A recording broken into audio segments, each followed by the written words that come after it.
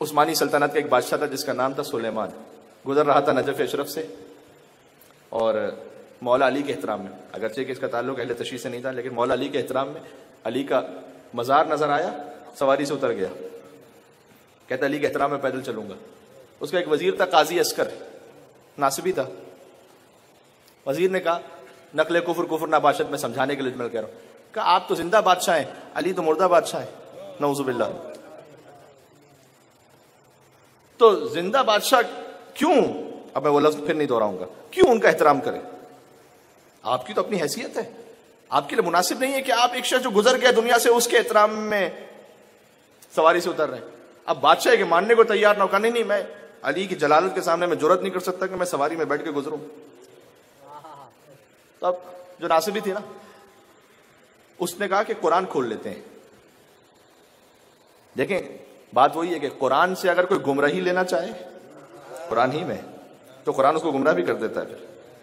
تو اس نے کہا قرآن کھول لیتے ہیں، اگر یہ ذکر آ جائے کہ سواری پہ نہ بیٹھو پیدل چلو، کوئی ایسا اشارہ آ جائے تو آپ کی بات ٹھیک ہے، ورنہ سواری پہ بیٹھ جائیے گا. دل میں یہ سوچا اب قرآن میں کون سی ایسی آیت ہوگی جس میں یہ اشارہ ہو کہ سواری پہ نہ بیٹھو پیدل چلو، تو کوئی بھی آیت نکلے گی تو پھر انہیں تو واپس سواری پہ بیٹھنا پڑے گا.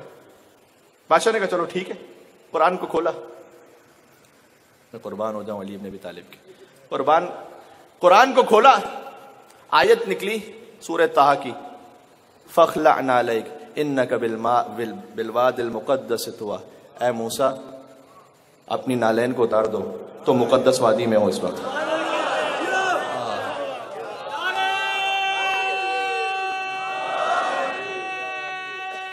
جی مل کے بادشاہ نے کہا پہلے تو پیدل چل رہا تھا، اب علی کا حکم آ گیا چپل بھی اتار دو.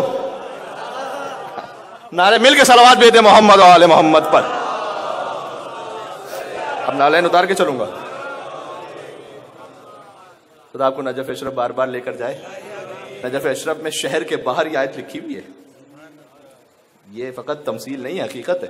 نجف اشرف میں شہر نجف کے باہر یہ لکھا ہوا ہے فَاخْلَعْ نَعْلَيْكَ، اپنی نالین اتارو، اِنَّكَ بِالْوَادِ الْمُقَدَّسِ طُوَىٰ، تم یقیناً مقدس وادی میں ہو. اور اس کا ایک ظاہر ہے کہ یہ نالین اتار دو، ایک حقیقت ہے اس کی، جب علی کے در پہ جا رہے ہو ہر قسم کی کثافت کو اتار کے جاؤ، ہر قسم کی نجاست کثافت جو کچھ رجس ہے اتار کے جاؤ. اب تم علی کے دربار میں جا رہے ہو، یطہرکم تطہیرا کا دربار ہے، ٹھیک ہے نا. آیت آئی فَاخْلَعْ نَعْلَيْكَ. اب میں کیا عرض کروں، بس اتنی باتیں ہوتی ہیں کہ لوگوں سے ہضم نہیں ہوتی. اب اس سے زیادہ اور کیا ابھی تو یہ تو بول کے ابتدائی باتیں ہیں. آواز جو بہت دور دور تک جا رہی ہے، بہت میسج چلا جائے یہ سب تک کہ آپ ذرا سا کوئی معرفت کے مقام کو اوپر بڑھائیے تو بعض بھائیوں کو شک ہونے لگتا ہے، ارے بھائی یہ تو مسلمان بھی رہے کہ نہیں رہے. جناب حسنین اکبر صاحب کے بقول، کوئی کافر کوئی مشرک کہہ رہا ہو جب مجھے، کیا بتاؤں لطف کیسا اس طرح کے جینے میں. اگلا مصرع کہوں آپ قبول کریں گے، کیا بتاؤں لطف کیسا اس طرح کے جینے میں، لوگ تو لفظوں کا حیدر سن کے دشمن ہو گئے.